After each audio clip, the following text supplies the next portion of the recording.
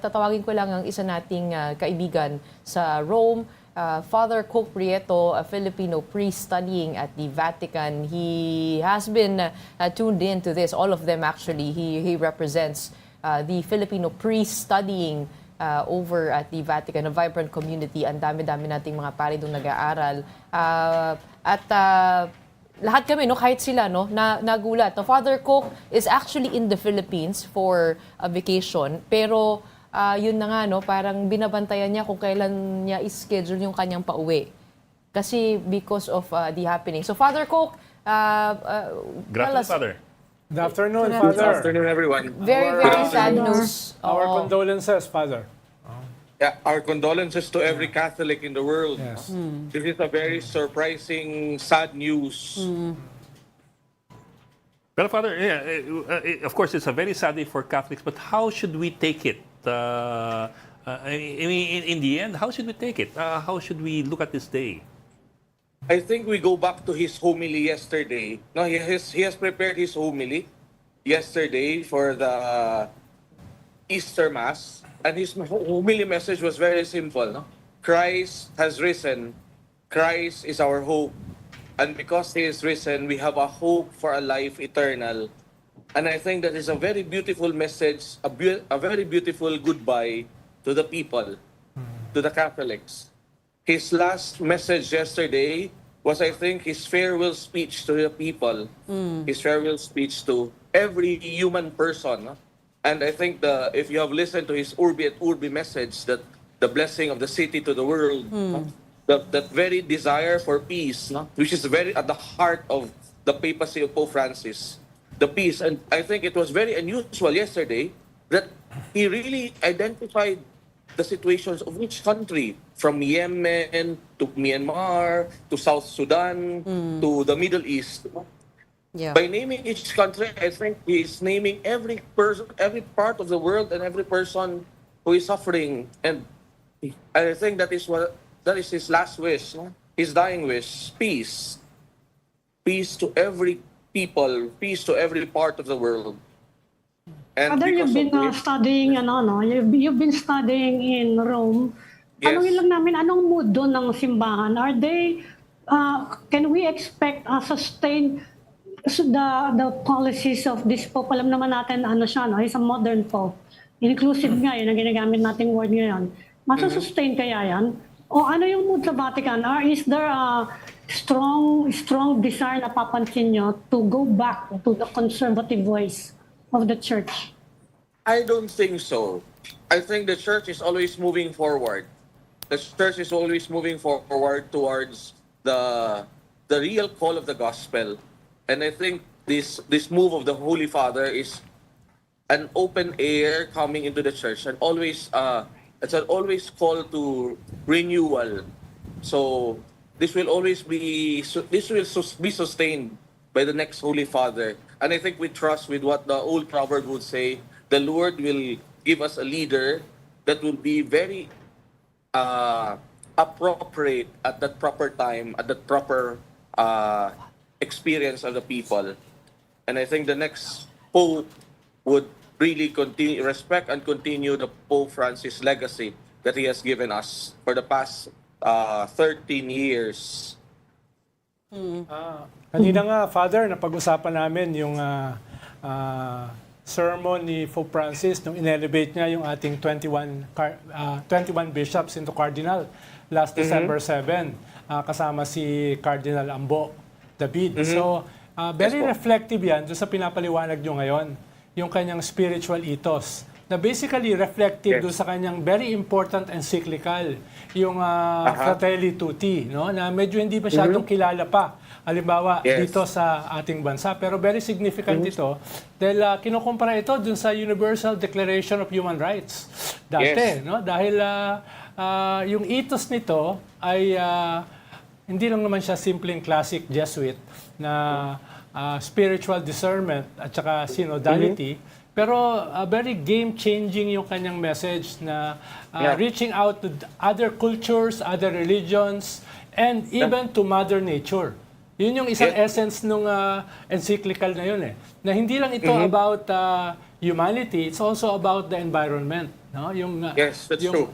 Kaya mahalaga na balikan yung encyclical na yon na hindi pa masyadong naipapaliwanag. Halimbawa sa Pilipinas, na very Catholic yung more than 80% ng ating populasyon.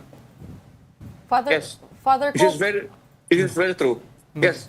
naalala ko ay pinag-uusapan natin no that grabe palaban talaga itong si Pope Francis when we all thought he was too weak to recover from this. He was able to get out. He was able to show himself to people.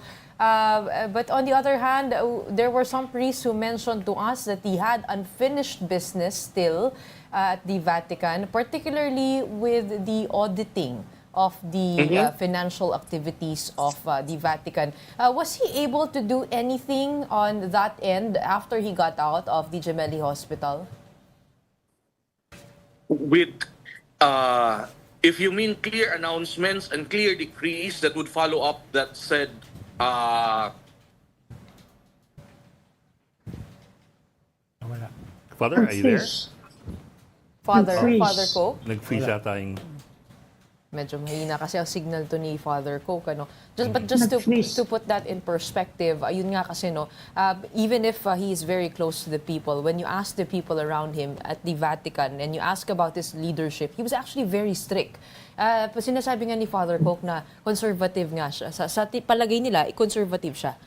Kahit na game-changing yung ano. I Ayan na, think there there is you none go. as Father Coke, we missed you a bit there. You were lagging. Your internet connection was lagging. But can we have that again? Ano, Sorry. was he able to do anything when it comes to the auditing that he was planning to do? if we are looking for concrete decrees or concrete announcements, there is none as of now. But surely we are assured that this is an ongoing process. And this is always a topic that is being discussed on meetings with the cardinals and bishops around the dicasteries of Rome. Well, after yung isa pang progressive pope, si Pope John Paul I, yan din yung tutok niya, Gretchen. Yung ayusin yung finances ng simbahan. No? At yung isang focus niya is to clean the Vatican Bank. At naging controversial yan dahil dun kay Archbishop Marcinkus ng an American na very controversial na nagpapatakbo doon ng Vatican Church, ng Vatican Bank. No? Kaya mukhang yung ginawa ni Pope Francis ay pagpatuloy yung ganong klaseng pag-aayos. Dahil yung Catholic Church, isa sa pinakamayaman na institusyon sa buong mundo. At dahil pinakamayaman, vulnerable siya sa mga some might say scandals, no? Even within the church. Kaya ayaw niyang maging magpatuloy yon. Kaya Medyo naging controversial nga yung pag-set up niya ng task force for that auditing to happen because of the reception. Medyo, actually, hindi naman sa ayaw nilang magpa-audit, ano? But also, given the conservative nature of the church, pagka in-audit ka, ibig sabihin na, wala ka bang tiwala sa akin? Ganun ang nagiging dating. Pero there are those who actually welcome this because we do know that the Vatican was facing financial troubles right before, yun nga, napabalita sa Reuters, I believe, that he was dealing with this. He had a clash with the cardinals, quoting from them, over those financial struggles, yun nga, kung saan napupunta yung pera, and dealing also with the pension fund of aging clergy. So he was looking into that. But Father Coke, what are you hearing from your end as to the health of the Pope? This surprised us so much, but was there any indication at all that he was on his... Yeah, I think we lost him again. He was there. He's there. Father, can you hear us? Yes. It's a little bit choppy. Yes. Okay. Was there any indication at all that he was on his final stretch? Kasi alam natin yan, pinag-uusapan natin yan, no, na parang wag tayo makampante kasi baka may final burst of energy before this happens. So, did you have any indication from your end about his real state of health? I think we are all surprised of what had happened. No? We thought that it was a good news. It was a very beautiful news yesterday to see him in the Pope Mobile after 2 months, more than 2 months in his Pope Mobile and going around the Vatican, going around St. Peter's. So I think that's one of the most the most beautiful news we had yesterday. However, no, we are just saddened. No, I just received a news right a few minutes ago about this one. So I think we have no signals of his weakness. So we are just very much surprised of this bad news that we have received today. Father Coke, we were also just, before you joined us, we were also just talking about the significance of this. You mentioned the Orbi et Orbi and how he appealed for peace across the world, specifically appealing for peace, Gaza and so Ukraine. He also mentioned Myanmar. He also mentioned the plight of migrants. How do you think this might change? Are you worried that this might change? Because this is, of course, these are politically sensitive issues in this day and age. Meron ka bang sense of how the Catholic Church is looking at this? I don't think so because this the core of Pope Francis's teaching, especially for peace, for migrants, are all embedded in the basic Catholic catechism of the faith, and it is very much embedded into the very teachings of Jesus. So I firmly believe that these movements that Pope Francis have begun, these teachings, these works, especially for the good of people and the good of humanity, will always continue whoever the next Pope will be elected. Mahalaga yung sinabi nyo kanina, Father, no? Yung future, forward-looking si Pope Francis, no? Lalo na dito sa kanyang encyclical na Fratelli Tutti, no? Yung synodality, yung inclusivity ng kanyang message sa kanyang mga sermon ay talagang forward-looking. Pero at the same time, nakaugat ito sa nakaraan. Dahil ang kanyang term of reference is the early church. The church Christianity of the catacombs, no? Yung first 300 years before it became a state religion. So, forward-looking, pero rooted din dun sa significant history, yung formative years ng Christianity. Very much true, sir. Because sometimes we correct the people when they say that Pope Francis is progressive and liberal. But if you look at and really learn and study his teaching, you could even say that he is the most conservative because he goes back to the basic and fundamental teachings of the church, even from the first era, the fathers of the church, the Bible. No? He goes back to these basic themes, basic realities of the church, and brings this into a new perspective in this contemporary time.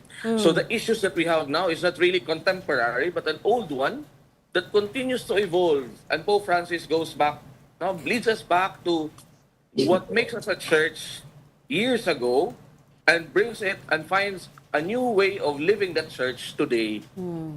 Pero di ba yun yung message naman talaga ng early Christianity? It was very progressive. Yes, that's true. It was a religion based on persecution. Tinutugi sila. They were basically underground. Kaya nga, they were reaching out beyond yung mga Hudyo. They were reaching out to other cultures, other religion. Kaya in that sense, progressive siya. No, ang pinag-uusapan na conservative. That's why it's called Catholic, because it's a faith that embraces. Yes. Ang binabanatan niya na conservatism ay yung ang tawag niya standing still in a bureaucratic way. No, rather than walking or journeying. Yung tinatawag niyang synodality is about journeying. It's about communication. Di ba? Yun yung kanyang self-criticism na minsan nawawala sa simbahan.